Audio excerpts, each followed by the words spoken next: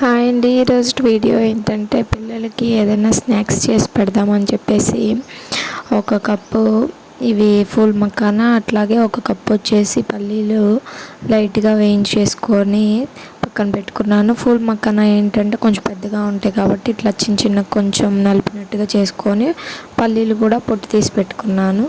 తర్వాత 1.5 కప్పు బెల్లం వేసేసి కొంచెం పాకం రానిచ్చి, పాకం అనేది వచ్చిన తర్వాత పల్లీలను ఫుల్ మకానా వేసేసాను. ఇక్కడ మిస్టేక్ అయితే జరిగింది.